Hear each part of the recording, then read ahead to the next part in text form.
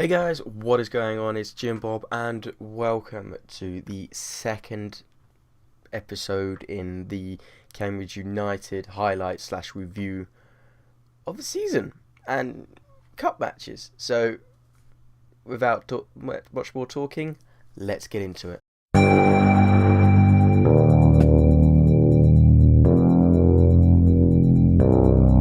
So today's match is against Shrewsbury. I'm going to start with the lineup now. I'm going to just pop a picture just up there so you can see the team sheet.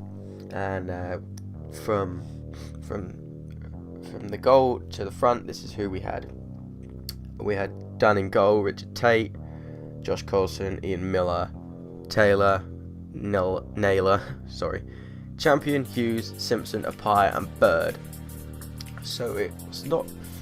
We've not changed anything much compared to how we were last weekend against Mansfield,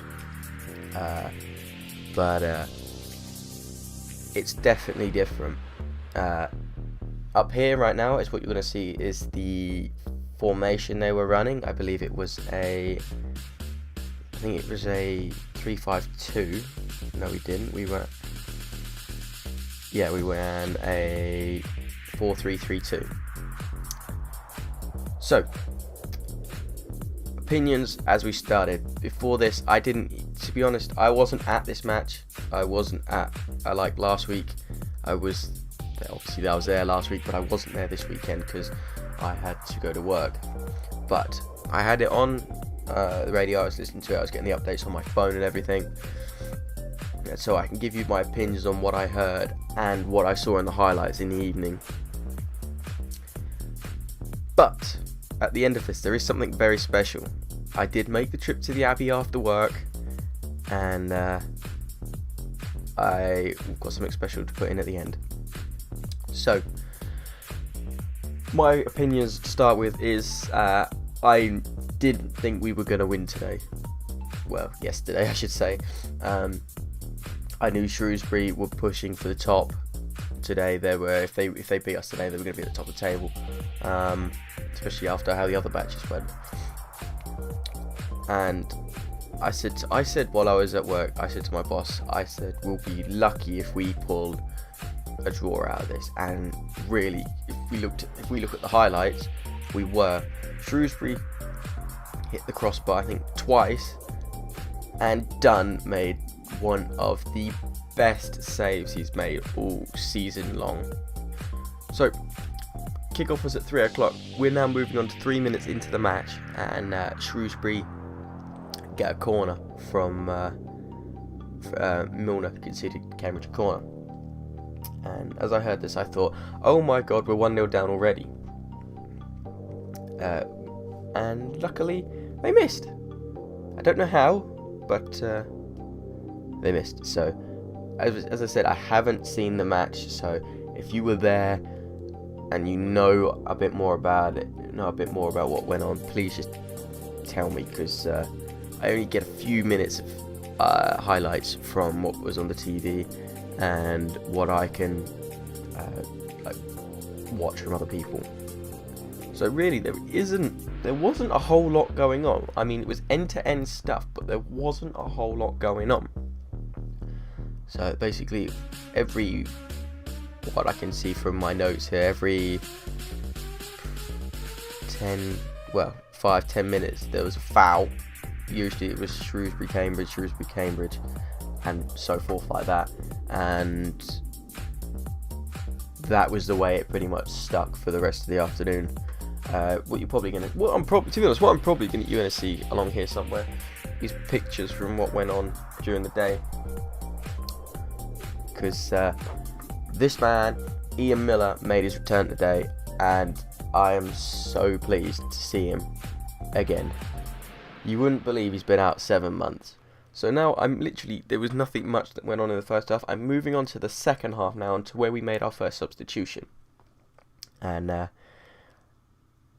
we brought on Sully Kai in replace of Robbie Simpson. Now, I thought Kai would be starting today. I don't know why he didn't, but I think he should have done, because when I heard the match, I heard Pye, there was like, I heard people getting really hyped about Pye almost scoring, was it 3 or 4 attempts?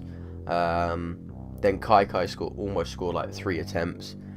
And then we move on to the 64th minute, where Ryan Bird gets replaced by my man Luke Chadwick, and literally came on, almost made an impact straight away. He like literally almost scored straight away, and I literally just stood there where I was at work and just went, why don't we start Luke Chadwick that often? Why does he not play as many minutes as some of the other players? Because some of the others aren't as good as Chadwick, in my opinion. I know I'm going to say that because I'm fanboying him, I don't know. So yeah, that's just my opinion. So we're going to move on now to the 77th minute, where Wesley Atkinson? Yep, Wesley Atkinson replaces Tom Naylor on his Cambridge United debut for us. We got him on loan, I think, till January from West Brom. So after Wesley Atkinson came on, about 7 minutes afterwards, Luke Chadwick takes a shot from the right hand side in the box, and I thought, my god, he's gonna do it. He's gonna do like a repeat of last weekend, and yeah, just like everybody else's shot, they missed. And now moving on to the 85th minute, Luke Chadwick had another chance, and fluffed that as well. There's not much I can say, because I've literally, as I keep saying in this, I have seen literally about a minute's worth of footage from the match yesterday, and I did hear the full 90 of it, but obviously I was working at the time, so I couldn't just say, oh, I'm going to listen to the match, sod work, as much as I'd like to have done. But obviously you have to make money so you can go to these things. But what I'm gonna put in here now is well, I was gonna put it up here, but I'm gonna take up the whole screen instead. I'm gonna show you now the amazing save Chris Dunn made against Shrewsbury yesterday. Take a look. Shrewsbury again, charging through the middle, swung wide towards Pashley on that right hand side, men in the middle, tees up to Grant, what a save from Dunn, it was teed up to Grant. And now I'm going to show you the other two highlight clips that I've seen, and that was Shrewsbury hitting the bar 2 more times. Take a look.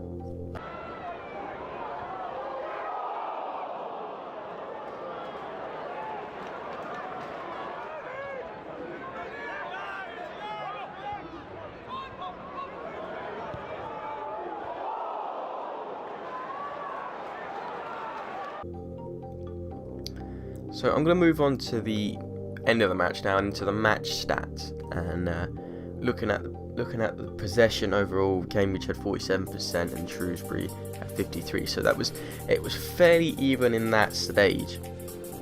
But Shrewsbury had more shots than us, more shots on target than us, more corners and more fouls. They had 11, we had 5 shots on shots. We had 1 shot on target, they had 3. They had 4 corners, we had 2. We had 7 fouls, they had 13. So you'd have to say, just looking at the stat I've got here, they look fairly far apart, but really they're not. Yeah, they're not. So to be honest, today we were lucky to come out with a point. I was not upset that we didn't win, but yeah, I felt like we should have done, because we played really well. And now, as I said, I've got something special to add at the end of this, because I've now pretty much said all I can. If there's anything else I need to say, I'll add it in somewhere. I went to the Abbey last night because I finished work just after the game finished, so I got on my bike and I hoofed my way up to the Abbey, and I actually got an interview with Richard Money after the match, so take a look at this. Richard, your reflections on a hard-fought draw.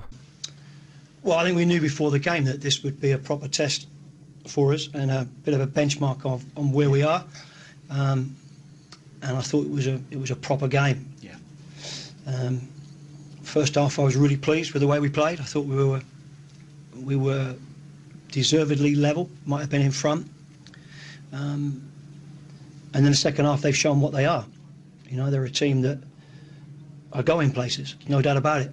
And you know, they got a bit of a steam up and kept overloading and throwing more players forward, and 4-3-3 becomes 4-5-1 and start to get a little bit deep. But we saw it through, and you know, some days you've got to walk off the pitch and say that was a really hard-earned point, and today was one of those. And a clean sheet as well, that must be pleasing. Yeah, look, a clean sheet. If we want to progress, then we need to, you know, we need to do that more often, and give ourselves a chance to score one goal and win a game, which we haven't done many times this year. You know, I thought we really stuck at the task extremely well under increasing pressure in the second half. What about Ian Miller? You would barely know he's been out since May. That was a really accomplished comeback.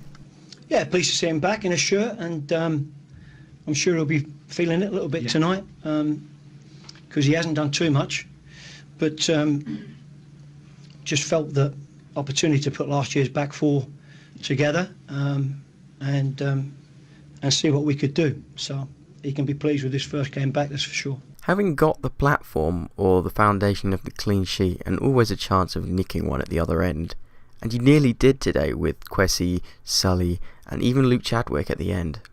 Yeah, we had a couple of good moments in the last knock-ins, but we couldn't score. I think it would have been a fortunate 3 points had we have done. But you know, when you fight as hard as we had to get a clean sheet, if we'd have got one at the end, then obviously it would have just capped it. But unfortunately, it wasn't to be.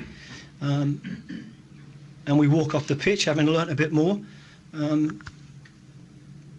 and showed a bit more growth in our development, and we keep progressing. And in front of the best part of 5,500, another good sign this close to Christmas. Yeah, excellent crowd, and you know, I hope they haven't gone away disappointed. I think you know, they have to hope people will realise who we were playing here today. You know, in my view, the big promotion favourites, and you know, to come off the pitch and earn that point in the way that we did, I thought the players can come out of the afternoon with a lot of credit. Thanks, Richard, and hopefully I'll speak to you again very soon. So guys, that is all I have to say today. I'm sort of sorry it wasn't as great as last week's, but the next one will be Wednesday, because we've got Mansfield, and I will be doing my best to do highlights on that, and hopefully we will qualify for the third round of the FA Cup. But until then, if I don't see you on Wednesday, I will see you hopefully. I'm gonna try and do another career mode during the week, because I've just struggled so much. As you can probably tell in my voice, I'm sick today. But anyway guys, I hope you enjoyed it, and I will see you in the week. Peace.